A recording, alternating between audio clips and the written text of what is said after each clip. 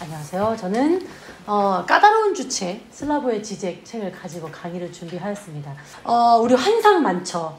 참 결여가 많기 때문에 분열되어 있기 때문에 환상이 정말 많은데 참 취직을 준비하는 선생님들은 이제 뭔가 조직, 완벽한 체계가 나를 안전하게 지켜줄 거야 라는 환상, 그것도 있고, 만약 결혼을 안 한 저 같은 경우는 남편이 나를 안전하게 지켜줄 거야 이런 환상도 있고, 아버지의 부재가 있는 사람은 나를 리더로 만들어줄 아버지가 어딘가에 있을 거야, 스승님을 만날 거야. 참 무수히 많은 환상을 가지고 우리가 일상을, 왜 이런 환상이 자꾸 출현하게 될까?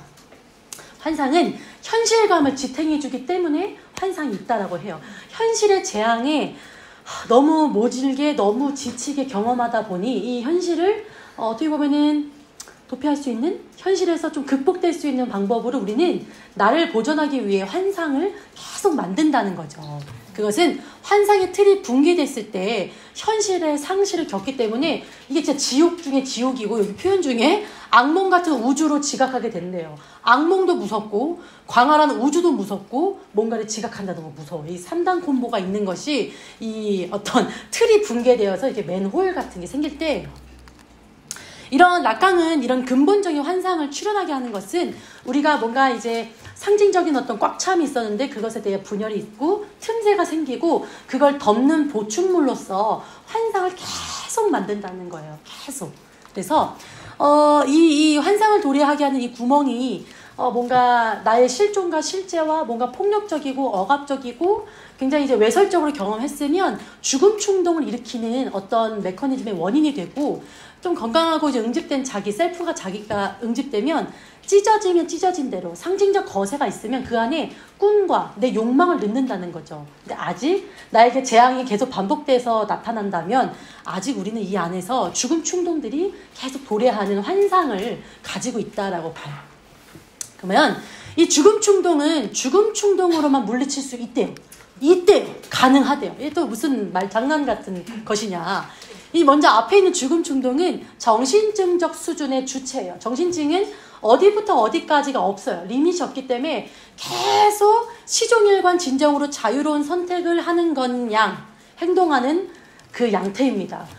아버지 상징, 법을 상징하고 어디부터 어디까지, 역할은 어디부터 어디까지라고 규제해주는 아버지 상징이 결여되어 있으면 정신증적 주체는 도대체 내가 어디까지 해야 되는지, 어디서부터 시작해야 되는지, 뭘 직조하면서 삶을 살아야 되는지에 대해서 없어요.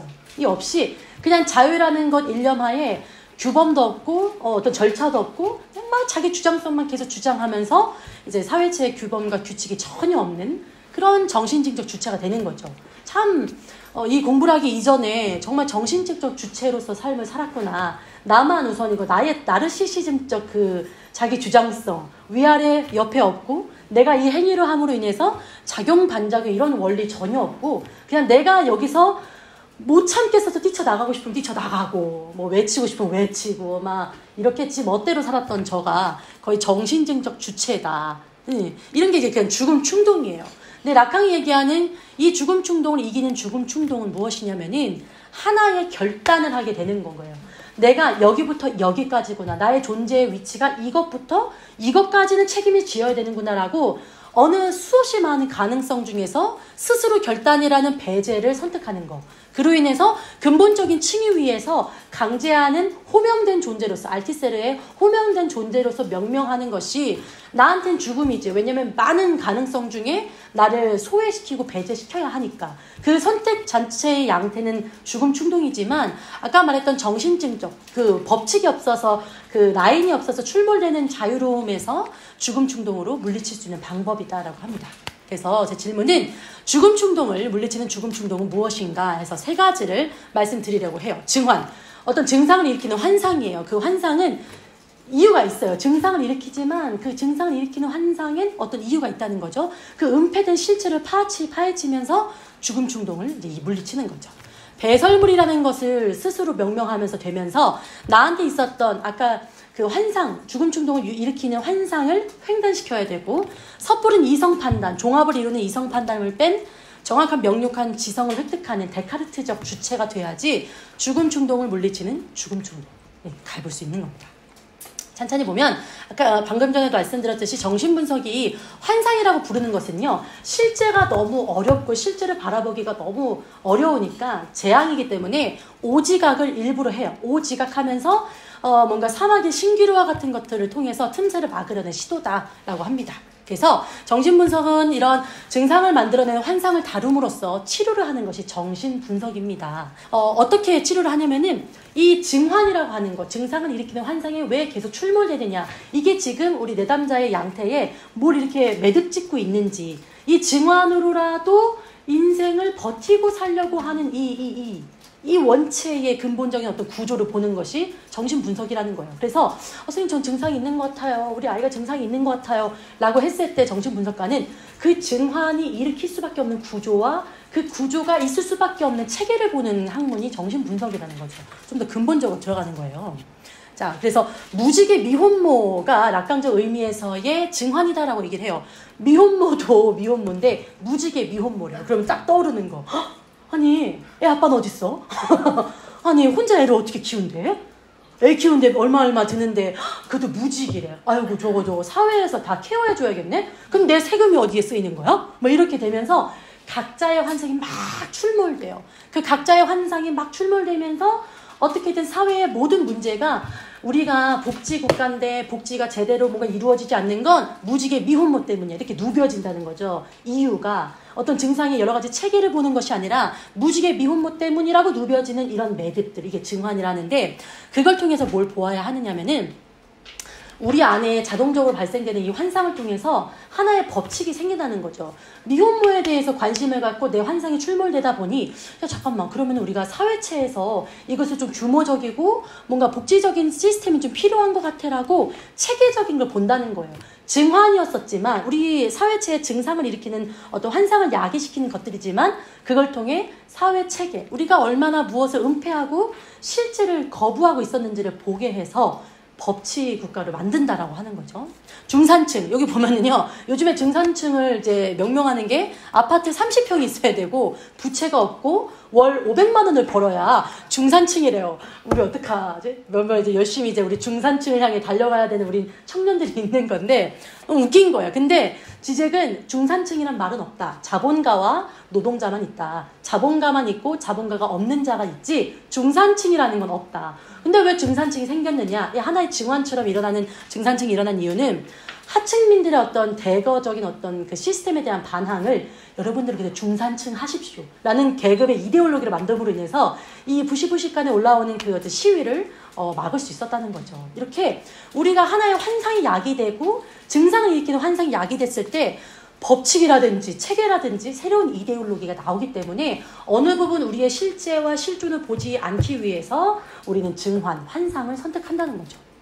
자, 빌 게이츠, 야, 세계, 중동 다 포함해서 세계적인 기업 4위에 들고 있더라고요. 그리고 몇십 조억의 그 어떤 자산과 그리고 수없이 많은 기부 활동을 하면서 야, 돈 많이 버는 사람인데 많이 기부도 하네, 이런 이미지도 있고, 돈 많이 버는데 요즘 바이오 산업에 투자해서 우리 이 60억 인구, 70억 인구의 어떤 환상이 이 빌 게이츠의 아이콘에 계속 종속시키면서 증환화하고 있다는 거죠. 그 오피스, 뭐 PPT, 뭐 한글 이런 거 없으면 이젠 전 세계로 서류를 왔다 갔다 할 수 없게 됐어요. 이 절대적인. 그러면서 웃긴 게 아니라 이 마이크로소프트사가 이 체계를 다른 회사가 쓸 수 없게 법적으로 막아놨기 때문에 이것에 대한 개발도 모두가 다 마이크로소프트가 해야 되고 이것에 대한 광고 노출도 다 이 회사만 딱 독점할 수 있어요. 그래서 욕을 먹기는 하겠죠. 근데 욕할 곳이 없는 게 이들이 만든 개발이라는 거죠. 그래서 지적은 이들의 어떤 부의 측정, 뭐 이런 어쩌고 저쩌고 빌 게이츠가 뭐 앞에선 선한데 이렇게 착한데 뒤에서는 악마다 뭐 이런 거 다 너희들의 환상으로 올라오는 거고, 우리가 직접 봐야 되는 것은 무엇이냐면은 왜 한 사람의 어떤 이 아이디어가 전 세계를 장악했느냐는 거지. 우리가 지금 추구하고 있는 자본 민주주의의 체계의 어떤 허점, 그것을 너네가 실제가 너무 가혹하고 뭔가 보고 싶지 않고 해결점이 없기 때문에 지금 저 아이콘에 집중되어서 증환화하고 있는 너희들의 환상만 돌리고 있는 것으로 빌 게이츠를 얘기하고 있는 것이 아니냐라고 이제 이야기를 하고 있는 거죠. 여기서 지적은 자본주의 체제가 어떻게 구조화되고 있길래 이 한 사람이 전 세계를 장악했느냐, 우린 이걸 봐야 된다라고 얘기를 합니다. 보면은 우리는 큰 타자의 결여가 있어요. 다 채워주지 못하고 우리를 법적으로 완고하고 단단하게 뭔가 알려주는 그 큰 타자의 결여를 이런 작은 타자들이 그 자리를 대체할 수 있도록 우리가 요청하고 있다는 거죠. 즉 쉽게 얘기하면 우리가 책임져야 하는 것을 그들에게 이항시킨 거죠. 이렇게 우리 이런 증환, 환상을 통해서 내가 보기 어려웠던 실존의 문제와 죽음의 문제를 덮고 있었다는 것을 우리는 알아야 된다라고 얘기를 합니다. 그렇다면 어떻게 해서 이 죽음 충동이 약이 될 수 있는 걸 죽음 충동으로 이길 수 있느냐 보면은 배설물이 스스로 되어서 환상을 횡단하기. 배설물 똥인 건 거예요. 이걸 제가 설명을 해드리려 하는데 참 우리는 히스테릭적인 어떤 성향도 가지고 있죠. 인간의 약간 정신증을 설명해 드렸는데 히스테릭증자는 무엇이냐면요. 실제 하는 아버지에 대해서 아버지가 정확한 법을 뭔가 준칙해 주시지도 않고 건강하게 뭔가 사회체를 뚫고 나아가시는 모습이 만약에 보이지 않거나 어머니의 언어로부터 소외되거나 어긋나 있는 이런 외설적인 아버지의 상 때문에 내 안에 있는 아버지 상이 항상 연약하고 힘이 없고 실패한 표지들이 있어요. 근데 그걸 버리지 않고 계속 그 상을 강박적으로 붙잡고 있는 거예요. 즉 법을 준칙하고 있는 법과 이 본능 사이의 갈등을 야기하고 있는 거죠. 이중적으로. 그래서 그 사람들은 굉장히 혼동스러워서 두 가지를 요청하게 돼요. 두 가지. 내가 자신의 어떤 상징적인 위험을 꾸준하게 지켜줬으면 하는 아버지. 그 아버지가 왜 그렇게 걸맞게 살지 않았는지, 그 위험이 있는 모습으로 살지 않았는지에 대해서 아버지 상징을 비난합니다. 실제 아버지라기보단 상징력 아버지를 비난해요. 그러면서 반대로는 제발 건강한 법이 되어달라, 체계가 되어달라, 준칙이 되어달라고 적합하게 내가 그를 동일시하면서 사회체에 적응할 수 있게 엄마의 어떤 구속에서 벗어날 수 있는 건강한 법이 되어달라고 요청해요. 비난도 하면서 요청. 유혹도 하면서 거절하는 히스테리적 전형적인 어떤 특징을 갖고 있죠. 그래서 정당에는 상상적 경쟁자로 아버지 상징, 법이랑 계속 싸우는 거예요. 법에 종속되어서 그걸 준칙을 지키고 체계에서 안정권을 느끼는 것이 아니라 치고받는 거죠. 계속 법이랑 힘도 없으면서. 그래서 결국 주체는 내적인 성장을 하지 않는 걸 결정을 해요. 자라지도 않고요. 중독에 빠지고요. 계속 죽음 충동이 출몰되는 몸 상태가 되고 정신 상태가 됩니다. 그래서 자신들이 아버지와 경쟁, 이미 끝났어야 돼요. 법에서 끝났어야 되는 이 받아들임이 없이 계속 아버지와 경쟁하는 미숙한 청소년으로 남아있는 30, 40대가 있다. 많다. 지적은 계속 이야기합니다.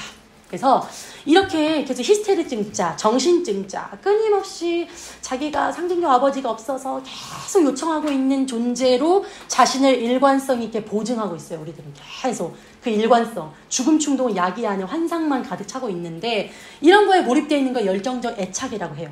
이것을 환상을 횡단해야 돼요. 변화하는 게 아니고요. 무조건 잘라야 됩니다. 횡단해야 돼서 상대적으로 주체적 궁핍이라는 죽음 충동을 겪어야 되는 거예요. 이래서 환상을 횡단하는 이런 파열적인 차원에서만이 죽음 충동을 받아들이는 그런 어떤 성장과 성숙으로 가는 진정한 주체가 된다는 거죠. 그래서 죽음 충동은 죽음 충동으로만 물리칠 수 있다. 우리 쉽게 얘기해서 더 나쁨과 나쁨 중에 뭐 고르래? 나쁨. 이게 더 나쁨부터 고통이 적어서가 아니라 이 나쁨이라 하는 내 어떤 그 선택을 하게 하는 게 이제 포인트인 거예요. 자, 기독교 혁명을 이야기를 해요. 그래, 이 기독교 혁명이 증상과 동일화한 어떤 사건이다. 어떻게 보면 여기서 표현이 제가 담아오지 못했지만, 인간, 그리고 예수를 하나님, 신의 배설물, 신의 똥이다. 라고 이제 표현을 해요. 왜냐면은 전지전능하다며. 무소부시하고 다 모든 걸 관장할 수 있는 존재가 가장 저열한 배설물적 자녀로 와서 찢김당하시고 죽고 인간보다 더 못한 추악하고 침뱉음당하고 고난을 겪었던 그 배설물로서 역할을 자신의 운명과 숙명, 이 땅에서 와서 해야 할 일에 대해서 명확히 아셔서 그걸 거부하지 않고 했다는 거죠. 그것이 진정한 보편자를 대신하는 어떤 형태였다라고 하면서 이제는 우리도 이 땅에 온 이유가 있잖아요.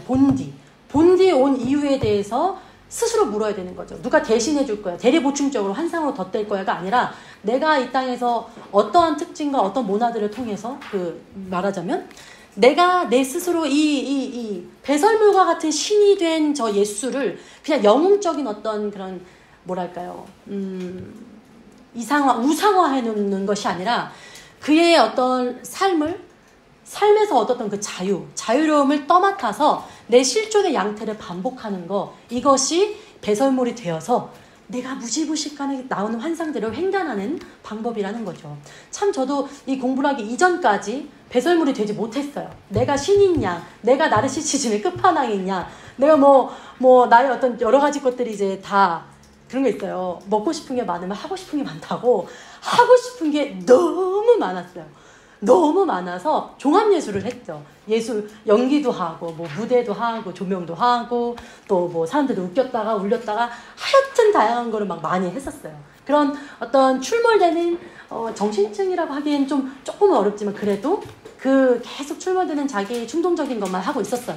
그런데, 어느 날, 이게 제 실제를 현현으로 맞이하게 된 계기가 있었어요. 공황스러웠었고, 미래가 보이지 않고, 지금까지 한 과거에 대해서 다 부정당하는 느낌과 그 누구도 내 인생에 책임지지 않는구나라는 그 실존의 현현을 마주하면서 굉장한 불안과 긴장과 분기에 차 있었었죠. 그러다가 이 지식을 마주했더니 너 하나의 개인이야. 개인 중에 개인이야. 공동체에 너는 익숙해지지 않는 존재야. 익숙할 수가 없게 너는 훈련돼 있어. 이것을 받아들이는데 되게 많이 힘들었어요. 그게 이제 저에 있어서는 죽음이죠. 아니, 나 인생 그래도 잘 살았는데, 나 20대 찬란했는데, 이렇게 생각하고 싶었는데, 아니, 사회가 요청하는 법칙 단 하나도 지키지도 않으면서 살았다는 것을 인정하는 게 되게 힘들었어요. 내 무서운 환상을. 근데 지식이라는 걸 통해서, 내가 할 걸 못했구나. 내가 책임져야 될 금전적인 거, 정신적인 독립, 이거 전혀 없이 내 부모님께 아니면 내 지도자에게, 내 스승에게 다 전가하고 있었다는 것을 알게 됐다는 거죠. 그러면서 떠맡은 것이 신과의 독대였어요. 그럼 나 어떻게 살다가 죽어야 되느냐. 이게 왜냐면은 그때 죽음 공포는 살아야 될 이유를 찾지 못했기 때문에 내가 곧 죽을 것 같았었어요. 그것 때문에 많은 기도도 하고 혼자 사람들을 찾아가면서 이제 요청도 했었죠. 그랬더니 너는 정신으로 신체가 지배하는 것, 사람들의 정신, 언어로 묶여있는 것, 그리고 신체의 어떤 증상 때문에 묶여있는 것에서 자유할 수 있는 정신성을 추구하는 그런 전문가가 되어야 된다는 것, 그것이 나의 지금 존재의 이유구나를 내가 선택했어요. 그러다 보니 저 이제 카톡에 보면 한 3,000명 정도가 있었어요. 사람들이 3,024명 정확히. 그만큼 정치를 오지게 많이 했던 사람이에요. 3,000명은요, 제 구독자 수가 아직 1,000명 정도인데, 유튜브 구독자가 1,024명인데, 3,000여 명의 사람과 연말연시에 항상 파티를 했던 그런 적인데, 지금요, 8년 동안 저는 서울에서 내려오면서 죽었다는 소문이 있었어요. 그래서 가끔 인스타에 뭘 올리면, 넌 누구니 이런 해킹당했다 할 정도로, 완벽하게 내가 그동안에 누르면서 사람들에게 뭐 어떻게 하고 세상을 이렇게 사는 거지를 다 단절한 거예요. 다 단절했으면 구속이잖아요. 근데 그게 저는 자유롭게 내 운명을 떠맡으면서 지금은 집에 있다가 정확히 8시 반에 나와서 센터 나와서 저녁에 가. 이것만 하는 거죠. 전혀 다른 어떤 공간 없고 무조건 여기서 지식을 쌓는 것을 결단할 수밖에 없는 게, 그렇지 않으면 한계가 너무 보이고 내 미래가 너무 뻔하고 이게 너무 느껴지는 거예요. 여러분들과 이제 목요일날 이거 안 하면요 죽어요.